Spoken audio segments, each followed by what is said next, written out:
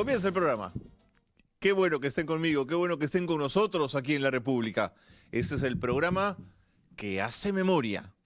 Es un programa que no le gusta, por ejemplo, a quienes no quieren recordar. Porque recordar a veces duele, porque recordar y hacer memoria significa que los peruanos nos miramos en el espejo y a veces recordamos las cosas buenas, las que nos ilusionan, las que nos gustan, pero a veces mirarnos en el espejo nos obliga a confrontarnos con las cosas que duelen. Y hay algunos que no les gusta mirarse en el espejo, pues. No, ese símil, ¿no? De levantar la alfombrita y tirar la tierra como para olvidar y tapar, aquí no funciona. En que no se te olvide, la idea es hacer memoria de lo bueno y de lo malo, porque un país con memoria es un país que fortalece su democracia. Gracias por estar con nosotros. Comenzamos programa Yo te pongo el recuerdo y tú, si te gusta, me regalas un like. Tú pones like, yo pongo el recuerdito. Tú pones like, yo pongo el recuerdito. In the traditional Miss Universe Parade of Nations. Soy Alejandra Basili y vengo de Buenos Aires, Argentina, gracias. Muy buenas noches, mi nombre es Norisa Helder y vengo de Oranje, Santa Aruba. Buenas noches, mi nombre es Luan Ronchi. Yo vengo de Australia y estoy muy contenta de estar en este lindo país. Buenas noches, mi nombre es Francesca Sasa, soy de Lima y represento a Perú. Lima sits on the coast of the Pacific Ocean, and it's on the grounds of a naval lighthouse in the city's Miraflores section that we meet our first group of contestants. We are looking down on Los Condores, the Condors, a resort about an hour south of Lima, which features swimming pools, tennis courts, and on this day, a visit from some beautiful young women, including Miss Puerto Rico, Lourdes Milagros Montero. This part of Lima is called Chorrillos, and as you can see, is favored by many of Lima's fishermen. On this occasion, a fishing pier serves as a promenade for another group of contestants, including Miss Turks and Caicos, Jacqueline Astwood, and Miss Honduras, Eva Barahona. Shore, we moved to an altitude of 13,000 feet to the Peruvian city which served as the capital of the Inca Empire, Cusco. Miss Peru, she is Francesca Zaza. She is 17. She lives here in Lima, and she wants an interpreter.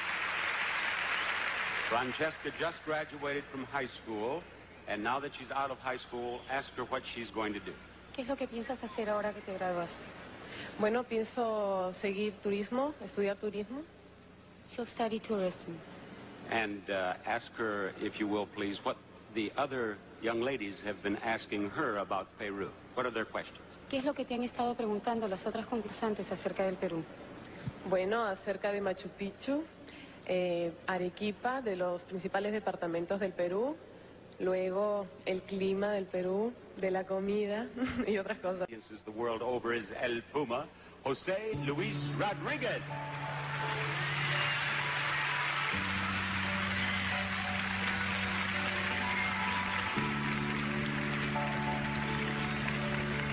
Soy yo.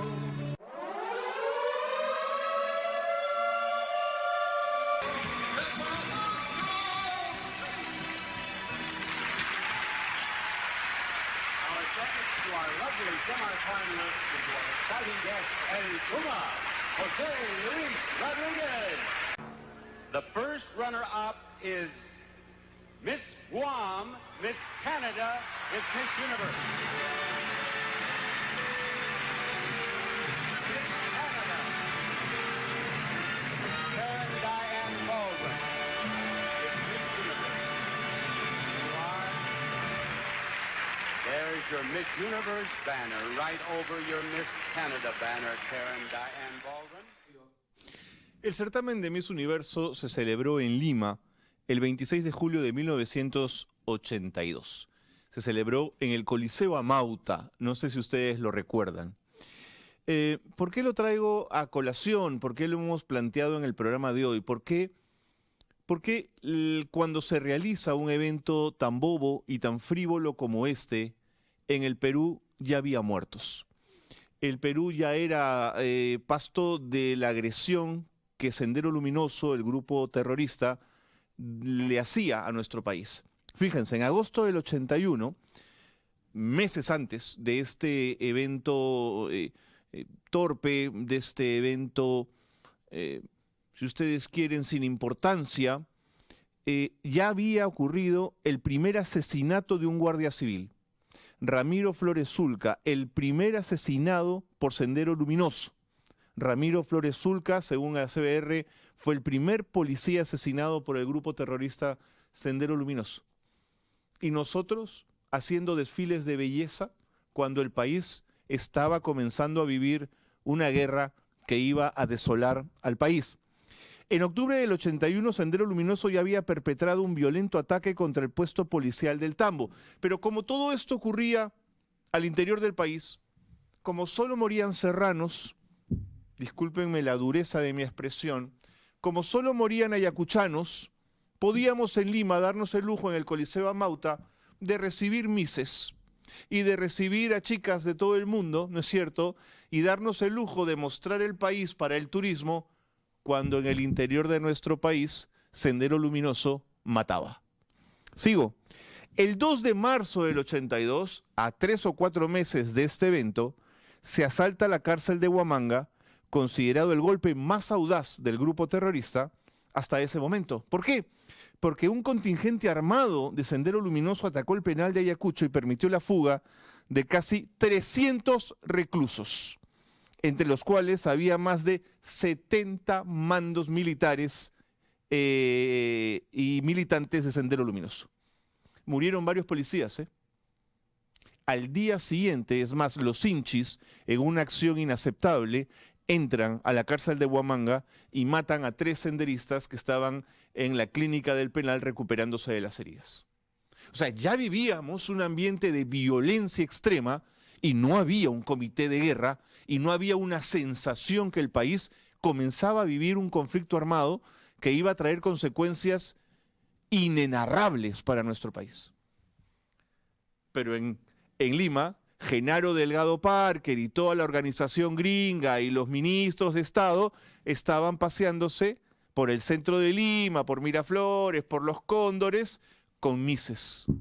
No había conciencia plena, porque claro, como ocurría en el interior, como moría un tombo, un policía, la expresión tombo, ¿no? Esa expresión despectiva para hablar de la policía, pero moría en la mar, no importaba, pues, que se muriera. Total, no era en Lima, no era en Miraflores, no era en San Isidro, no era en La Molina, no era en San Borja. Así se vivió los primeros años del terrorismo en la capital. Por eso las fracturas de este país eran tan grandes y son tan grandes. Miren ustedes la frivolidad de este concurso y el drama que les estoy narrando. Si no quieren verlo por el lado del terrorismo, y termino con esto para no hacerla muy larga, el 41% de la población del Perú vivía en situación de pobreza ese 26 de julio. En el campo, el 60% de los peruanos eran pobres. Y en Lima estábamos haciendo el concurso de Miss Universo. Si quieren verlo desde la perspectiva que esto servía para atraer turistas, ¿qué turistas iban a venir en un país lleno de bombas, petardos, perros colgados en los postes? ¿Quién iba a venir a hacer turismo al Perú? Nadie. Esa es la mentalidad de la élite, ¿no? Esa mentalidad boba, ¿no? No, sí, aquí no pasa nada. Eso es de los cholos, ¿no? Así piensa la élite boba. Por eso esas imágenes son tan importantes y que el mensaje cale. O cerramos las brechas y las fracturas y empezamos a entendernos entre peruanos, o no hay país que podamos construir. Acuérdense del 26 de julio de 1982 y de este Miss Universo. Si les ha gustado la imagen y creen que vale la pena, denme un like a cambio del recuerdo. Si les ha gustado mucho, un compartir, y ya se ha sido la tapa, déjenme también un comentario. Vamos ahora con las 5 del día. Comenzamos con la primera, que este día nos cuenta que Nilber Guarag, el productor musical, ha terminado en el Poder Judicial con una sentencia de 9 años de prisión, con el productor musical acusado de corrupción, por un problema con el Gore Callao. Data del 2018. La acusación es una acusación de venta de entradas en festivales que han tenido que ver con el gobierno regional del Callao, con haberse quedado con porcentajes de entrada que son enormes. Se habla de 440.000 soles a más los que se habría quedado en Ilber Huarac por ventas de entradas que no pasaron por las arcas del gobierno regional del Callao. El productor musical va a apelar, no está de acuerdo con la sentencia. Esa es la suerte de vivir en democracia, que tenemos doble instancia y si no estamos de acuerdo con lo que una sala dice, podemos apelar. Esta ha sido la primera. Vamos con la segunda. ¿Qué nos propone? Que Podemos exige medidas concretas de seguridad ciudadana al gabinete de Miralles para dar el voto de confianza. Luna y Podemos viven otra realidad, porque no son partido, pues son pues un club de amiguetes, ¿no? Un club de gente que solo está pensando en sus intereses. Este gobierno se va en meses. Ha sido elegido en el marco de una enorme precariedad política. ¿Qué le podemos exigir en términos de plan de seguridad si lo único que necesitamos es que llegue hasta julio? ¿Qué plan de seguridad está exigiendo Podemos a un gobierno pegado con baba? Si lo único que tiene que hacer es sobrevivir hasta el mes de julio para dar viabilidad al gobierno siguiente. ¿Qué hace Podemos exigiéndole a un gobierno como este un plan de seguridad ciudadana, medidas concretas? O sea, Luna, que es la peor expresión de la política, es esa política poco ética, poco concreta, sin mirada de largo aliento, que ni siquiera piensa el país en el largo plazo. ¿Qué le puede estar pidiendo a un gobierno como este para dar el voto de confianza? Salvo que la lógica sea, queremos rapidito que Balcázar se vaya. Si es así, doblemente mal, ¿no? Bueno, ese es el juego de Luna. Para quienes quieren votar por Podemos, miren cómo juega Podemos. Miren cómo juega Podemos. Si están pensando en votar por ese partido, ¿eh? Esa es la firma de José Luna. Vamos con la tercera. La tenemos en pantalla, José María Balcázar. Con Vladimir Cerrón me llevo muy bien, con él y con todos los líderes políticos. En fin, yo no sé si me llevaría también con un prófugo de la justicia, que además va a ser salvado por un tribunal constitucional ad hoc, elegido por el fujimorismo, socio del serronismo. Yo no me llevaría también con quienes tienen estas formas democráticas, pero en fin, si al presidente Balcázar le gusta tener estos amigos, ya es asunto suyo. Yo prefiero elegir mis amigos de otro lado y de otras maneras, ¿no? Me gustan los amigos que cumplen con la justicia, me gustan los amigos que no se corren, me gustan los amigos que van ante un juez, me gustan los amigos que están dispuestos a decir, bueno, si yo tengo una citación voy, ok, tengo una responsabilidad ante el juez o ante un fiscal, ahí estoy. Me gustan más esos amigos que los amigos que andan corriendo y escapando de la justicia. Esos son mis amigos, no sé los de Balcázar. Vamos ahora con la cuarta del día. Gas Natural, el gobierno asegura que el domingo 15 de marzo se restablecerá todo el servicio. Tengo mis dudas, ojalá me equivoque. Hoy vamos a hablar mucho del gas en el programa, ¿eh? Tenemos un programa que va a mirar el gas de cerca, pero en este tema del gas todo huele mal, valga la metáfora. Vamos con la quinta del día. La tenemos en pantalla. Inestabilidad en el sector salud. Segundo Acho Mego renuncia a la presidencia de salud. No hay insulina. El Ministerio de Salud es un desastre. Salud es un desastre. Estamos a merced de una posible epidemia de sarampión que sería fatal para el país. En salud estamos a merced de una endémica epidemia de dengue. Los índices de tuberculosis multidrogo resistente aumentan. Las cifras de VIH no nos están dando buenos resultados. Las cifras de anemia crecen. Desnutrición crónica no mejoramos. Estamos en los últimos ratios en América Latina. Y ahora esto, una más. El próximo gobierno, y por eso tenemos que elegirlo bien, tiene que saber de salud pública, tiene que saber de gestión. Miremos bien las propuestas en salud pública.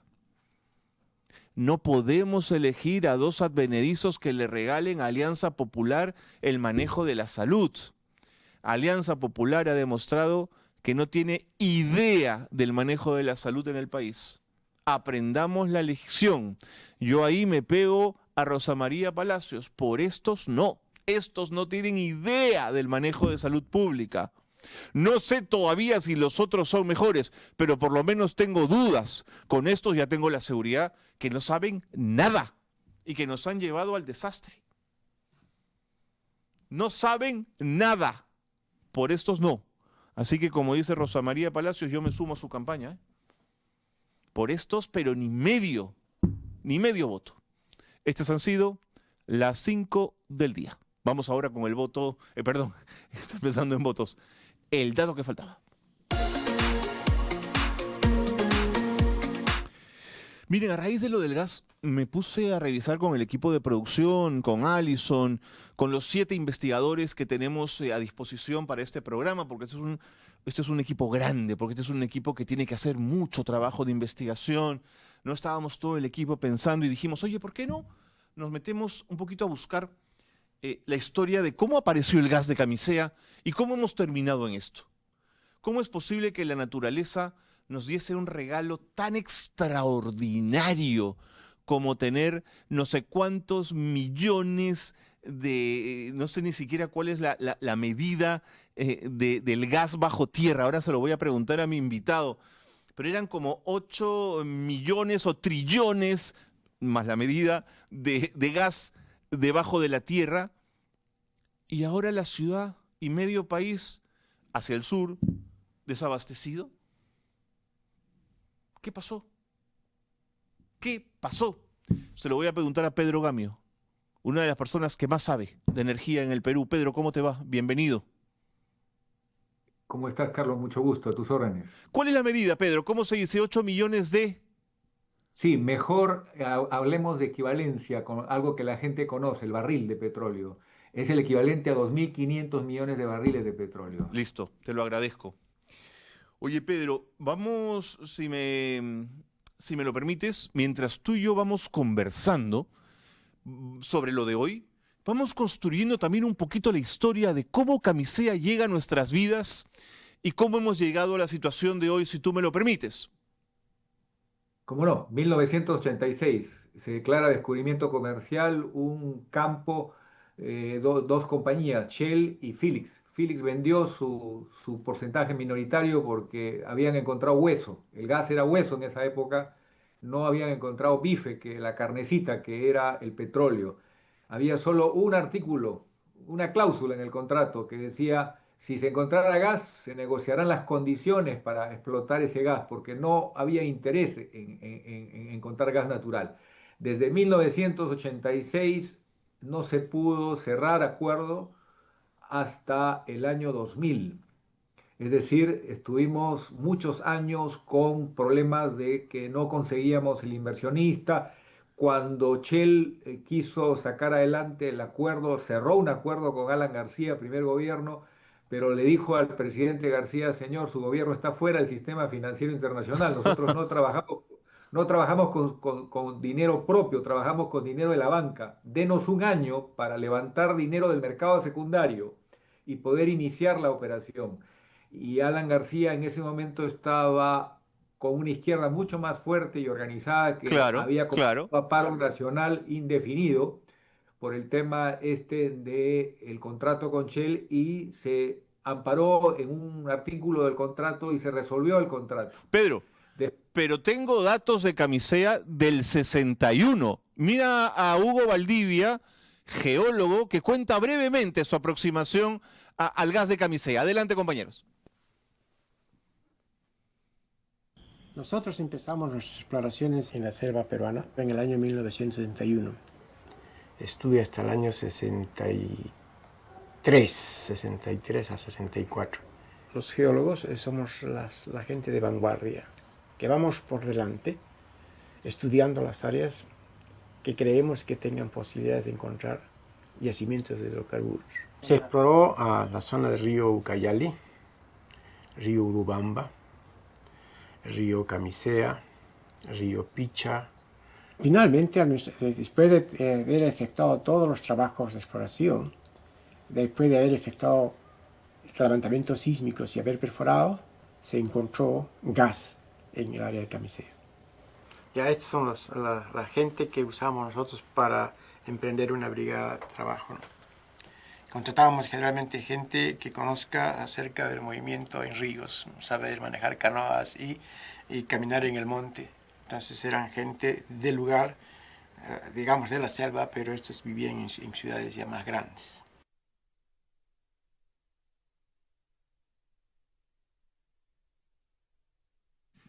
Muy bien, entonces ya había, digamos, antes que la Shell en el 81 y después en el 84 hicieran ya las exploraciones más grandes e invirtieran 200 millones de dólares, porque claro, Pedro, ellos ponen la plata, pero a veces no hay suerte, a veces no encuentras nada, es decir, investigar en hidrocarburos es un enorme riesgo, ¿no es cierto? Ya había estas aproximaciones y estos primeros hallazgos, Pedro. Mira, mi saludo al ingeniero Valdivia, yo lo he conocido, forma parte de la brigada de geólogos pioneros en Petroperú. Es cierto lo que has dicho, y además hay un dato que él nos ha dado, ¿no? Que en esas épocas se internaban en la selva, Claro. casi a su suerte. A su suerte. Vivían muchos días de formas que hoy definitivamente son radicalmente diferentes. Eran pioneros de la posibilidad de hacer que el Perú salga adelante, y vaya mi homenaje a los geólogos que yo les llamo los poetas de la ingeniería, porque nos hacen siempre estar muy motivados de que se va a encontrar algo bueno y grande. Pedro, hablaste del 88, que es el año en el que la Shell intenta firmar un contrato con el Estado peruano y no se llega a buen puerto. Pero ese mismo año... 88. Ese año hay un informe de Petroperú que es bien interesante, porque más allá de que no se llegue a un acuerdo, sí había la intención que se sacara el gas de Camisea, pero que tuviese más de un ducto. Mira lo que dice, ¿no? Del gas seco que resulte de la separación de los líquidos, una porción será transportada a la costa central y la otra al Cusco. O sea, ya hay una intención de un ramal que vaya hacia el Cusco. Y en una etapa más avanzada del proyecto se deberá instalar gasoductos sobre la costa norte y el sur medio. O sea, ya en el 88 se hablaba de varios ramales, no solamente uno como tenemos ahora. Sí, ese fue un libro rojo, que por ahí lo debo tener, que hicieron los técnicos y expertos de Petroperú con ayuda del Banco Mundial. Se hizo un estudio de cómo desarrollar el gas de Camisea. Eso es importante, es como cuando el Perú empezó a producir petróleo en la selva norte. En verdad los trabajos exploratorios vienen de 30 años antes, cuando los primeros geólogos abrieron camino, y estamos hablando de la International Petroleum Company, donde se trabajó toda esa geología. Es interesante, es correcto lo que dices. Siempre, por razones obvias, hay que hablar de seguridad energética. Así y un solo tubo no da seguridad. Así es. Ahora, no pasó el 88, para poner todo en contexto. Quiero compartir contigo las siguientes imágenes que nos muestran ya cuando la Shell está ya en la zona y encuentran el gas, que también tengo imágenes, gracias a Juan Zacarías y a su material audiovisual extraordinario. Juan Zacarías es un reportero de prensa extraordinario que ha trabajado en muchísimos canales. Gran trabajo que hizo en los 80 y en los 90 con Alejandro Guerrero, y que lo vamos a ver en pantalla. Adelante, compañeros. La naturaleza ha sido pródiga con nosotros, al concedernos campos eminentemente gasíferos, que una vez que comiencen a ser explotados, facilitarán la autosuficiencia de combustible para el país a bajo costo por un lapso de 100 años y nos colocarán a nivel de América Latina en el cuarto lugar, después de México, Venezuela y Argentina, en lo que a naciones con reservas probadas de gas se refiere. ¿Era así de importante el hallazgo, Pedro? ¿Nos colocaba en ese nivel? Sí, era un nivel intermedio. No éramos los primeros. Venezuela siempre ha tenido una ventaja sideral, pero era una cosa nueva para nosotros y en ese momento todavía en el mundo no había el gas criogénico, el gas congelado, que puede reducir su volumen y llevarse a cualquier parte del mundo. Entonces había una noción de que el gas era como hueso, era un tipo de derivado de los hidrocarburos difícil de aprovechar, difícil de explotar, a diferencia del petróleo. Y eso se mantuvo en el diccionario de trabajo de las inversiones en esta materia hasta la década de los 90. Ahí surge esta nueva tecnología del gas congelado, donde ya el gas se acerca al concepto de commodity, es decir, que Ok, puede ser vendido a cualquier ok.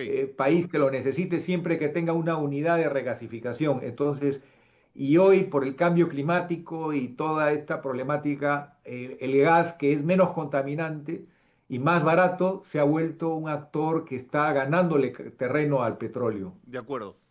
Ahora, la historia que voy a adelantar ahora, más adelante, tiene otro final, pero junto a este enorme bolsón de gas aparece otro, más pequeño, pero igual de importante, que tiene 2 millones y tantos de Cúbicos. metros, ¿cómo decirlo, De Pedro? cúbicos. De metros Metros cúbicos. cúbicos. Ok. Ok. No es tan importante, pero no era poca cosa. Agüitía, Ajá. Pucallpa, Cuéntame. Ucayali. Ya los alemanes hicieron un trabajo exploratorio en la zona norte del departamento de Ucayali y encontraron gas natural en la zona de Ganso Azul. Y ese proyecto es increíble, pero el primer Camisea no fue Camisea, fue la zona de Ucayali y se empezaba a generar electricidad con gas antes que Camisea entre a operación en el Perú. Es una especie de Camisea más chica. Y yo recuerdo que es una experiencia que le mandaron una carta cuando empezaron este proyecto a Electro Ucayali para que el gas sirva a la población de Ucayali, empezando por Pucallpa. Y lamentablemente la empresa, por falta de visión, la empresa estatal contestó que no tenían interés. Imagínate. Años después ha habido 1000 reclamos, pero ya la mayor parte del gas estaba comprometido a generación eléctrica y ahora con gran esfuerzo se ha separado un poco del gas remanente para que en algún momento se pueda beneficiar la población de Pucallpa. De acuerdo. Pero es parte de nuestra historia. De acuerdo. Muy bien. Llegamos al año 88, vamos a partir ahora, vamos hacia adelante, pero quiero compartir las imágenes de ese acuerdo frustrado.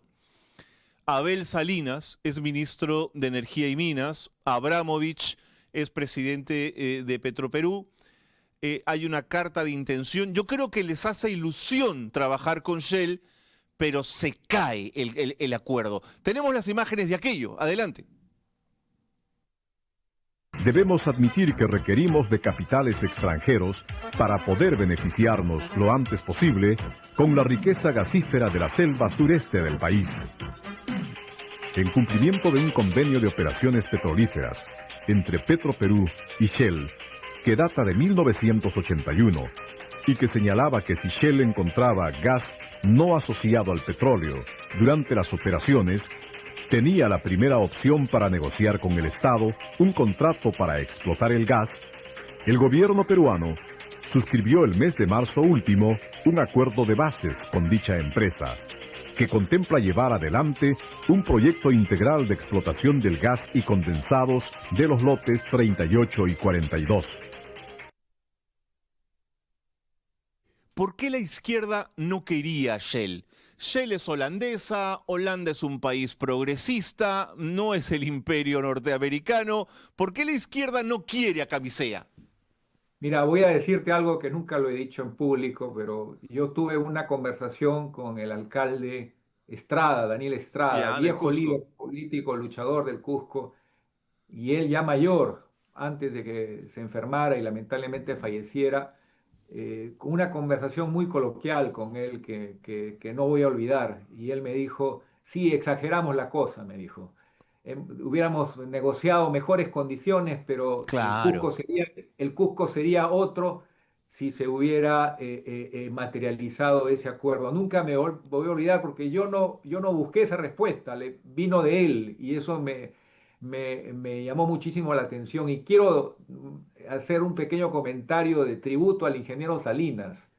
Él fue uno de mis maestros y bueno, fue muy valiente porque defendió hasta el final el proyecto y el gobierno le dijo no, porque el tema político coyuntural fue más fuerte que la visión de futuro.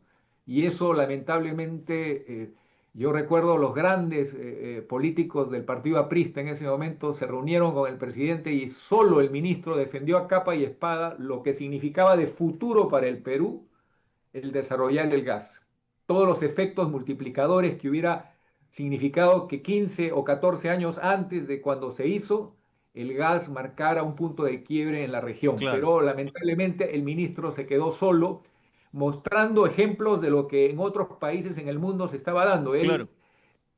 dijo, el gas es el futuro de la energía. Tenemos una oportunidad de integrar al Perú, de transformarlo, y lamentablemente el problema era de mayor peso, porque lo que más resentía al gobierno y a Alan García era cómo explicarle al país, señores, Shell ya firmó, pero pide un año porque no estamos en el sistema financiero, no estamos dentro del establishment, no hay, Perú es un país paria. Entonces eso era muy difícil de digerir políticamente. Esa es la respuesta que le das a Ruth, entonces, ¿no? El contrato se cae porque el Perú no estaba en el sistema financiero internacional.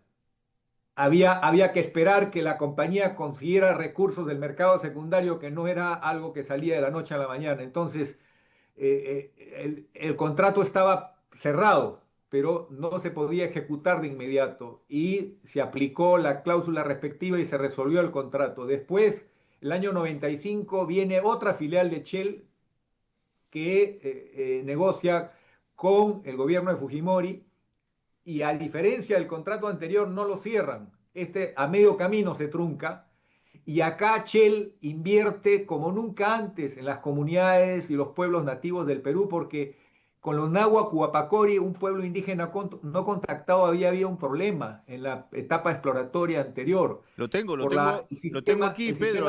Habían muerto indígenas por un primer contacto. Se hablaba de 600 a 900 muertos, Madre. Imagínate, por un sistema inmunológico que no estaba preparado para lo que para nosotros podría ser un simple resfriado, para ellos era algo mortal. Claro. Y bueno, para cambiar esa imagen que era de un hecho muy doloroso, Shell invirtió alrededor de $5 millones, y la memoria no me falla, en acuerdos con las comunidades como nunca antes se había hecho. Y eso hizo que, por ahí tengo guardada la carta de todas las comunidades nativas machiguengas firmando para que no se vaya Yaché cuando no llegó a acuerdo con el gobierno de Fujimori. Increíble. Tuvieron mejoras sustantivas en salud, en la posta, en las escuelitas, en el tema de medicinas, en el tema en fin, porque ellos habían estado olvidados muchos años, solamente tenían la asistencia de la Iglesia Católica, recuerdo. De acuerdo. Pedro, una cosita más sobre García. Si el ducto se hace a partir del 88, probablemente Sendero lo volaba, ¿eh? Bueno, eso, pero no voló el oleoducto norperuano, así que esa hipótesis... Ok, valiosa.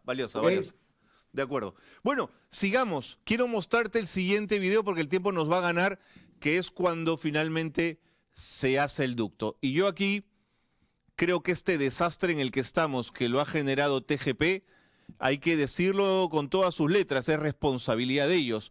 Pero también cuando he visto estas imágenes, oye, me quito el sombrero, porque hacer un ducto de 700 kilómetros en nuestra geografía, mamacita. Tengo aquí las imágenes, vamos a verlo. Algunos cuestionan equivocadamente el supuesto centralismo del proyecto. Como en todos los países donde hay industria gasífera, el gasoducto principal llega primero a los centros industriales, porque allí está el mayor mercado de consumo. En Lima se concentra el 30% de la población, el 45% del parque automotor y el 70% de industrias del país. Pero el gasoducto, que tendrá cerca de 600 kilómetros de longitud, cruzará los Andes, abasteciendo el centro minero de La Oroya. Ramales secundarios trasladarán el gas al Cusco, al Valle del Amparo y Huánuco. El gas, entonces, de ser aparentemente un factor de centralismo, va a convertirse en un motor de la descentralización. Descentralización en este caso efectiva, puesto que la energía se requiere para hacer industrias, para crear nuevas fuentes de trabajo. Voy a mostrar, pero es un video de lo que ya nos habíamos adelantado, ¿no? Cómo tenían en ese momento la posibilidad o la mirada de futuro de lo que podía generar en términos de descentralización un proyecto como este, Pedro. Hablaba de petroquímica, la petroquímica del metano que permite producir urea y nitrato de Así amonio es. es 6 veces más ingresos que el gas como materia prima y hasta ahora no la podemos hacer realidad. Es una cosa de locos porque ya estamos a la mitad del camino porque el gas es recurso no renovable Así es. y no tenemos industrialización del gas que yo lo pondría en primera línea en los planes de gobierno de quienes van a ganar las elecciones. Y mira esta pregunta que te hace Alfredo, ¿qué tal si la respondemos después de ver lo que te había ofrecido? Lo que significa instalar un ducto en la geografía complejísima de nuestro país. Vamos a verlo.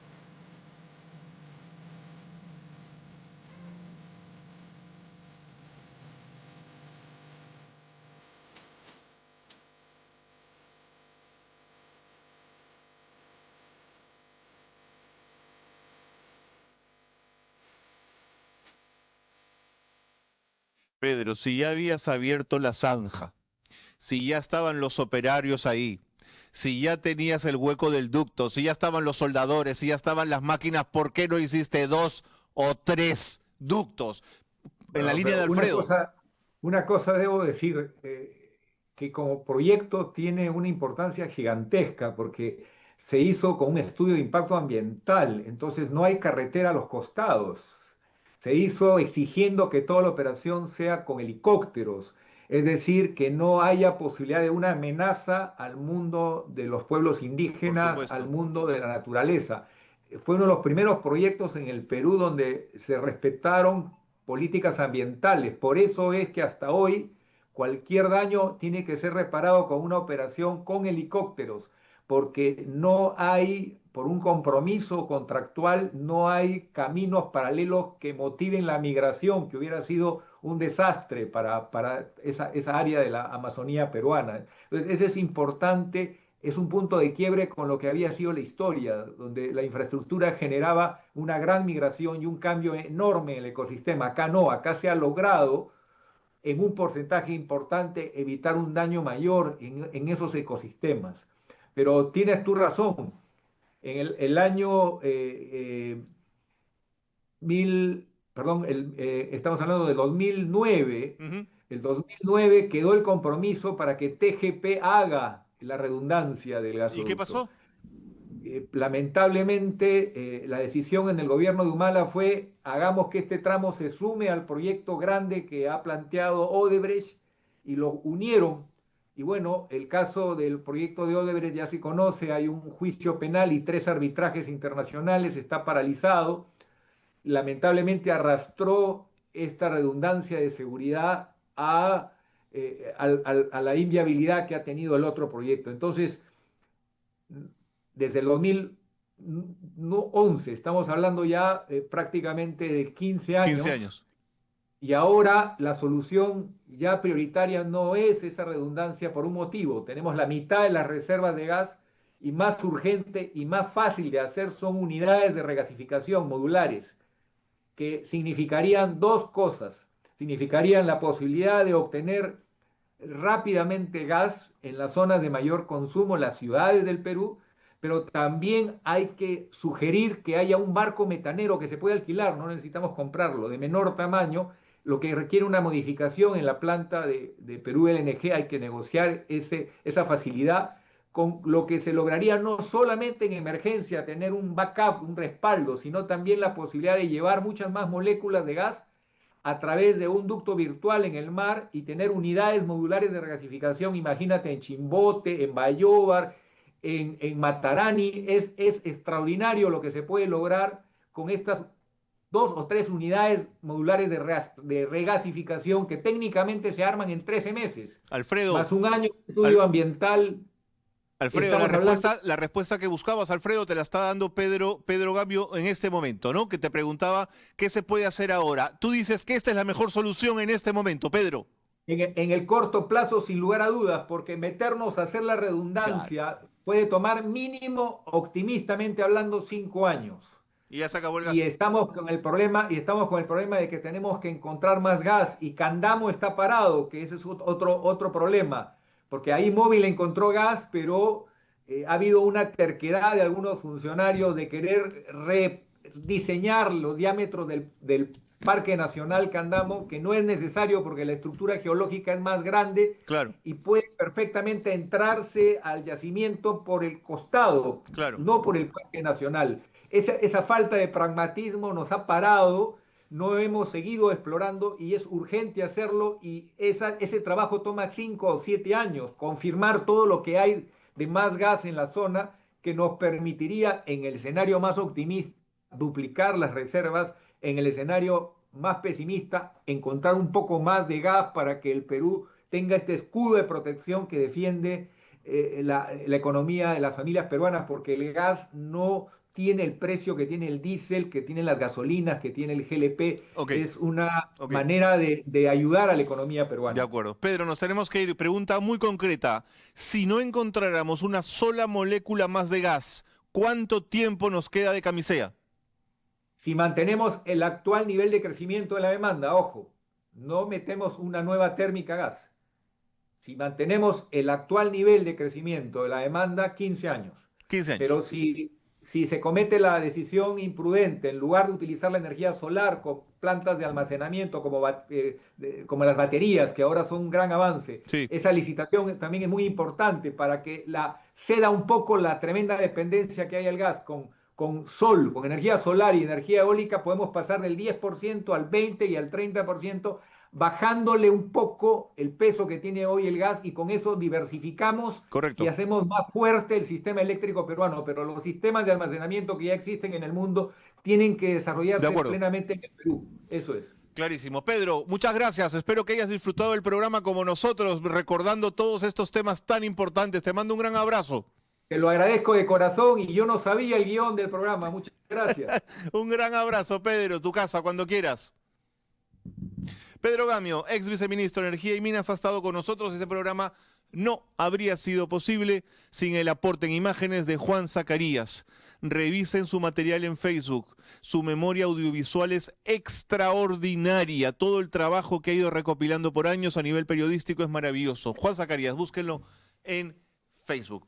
Hoy es un día fundamental para Chile y para América Latina. Hoy se recuperó la democracia en Chile. Ni un dictador más en América Latina.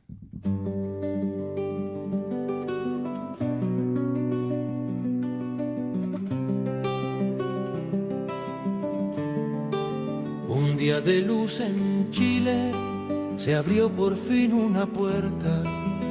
Cayó la noche sombría y el dolor de los que esperan. Celebró el cono sur todo al ver que el tirano baja. Fue una bocanada fresca que le dio vida a la patria. Que retumbe en nuestra mente despierte a nuestro pueblo, nunca más los militares arrancándonos los sueños. Queremos ir a las urnas y trazar nuestro destino, sin un fusil que amenace el final de este camino. No olvidamos a los muertos que dejaron tanto llanto, se fueron sin dar la cara escondiendo su maltrato. Que retumbe en nuestra América y despierte a nuestro pueblo, nunca más los militares arrancándonos los sueños. Hoy buscamos la justicia con la frente siempre altiva, gobernados por los nuestros, abrazando así la vida. Que respire el continente con el viento por el aire. Ya no queremos gorilas derramando nuestra sangre. Que retumbe en nuestra América y despierte a nuestro pueblo, nunca más los militares arrancándonos los sueños.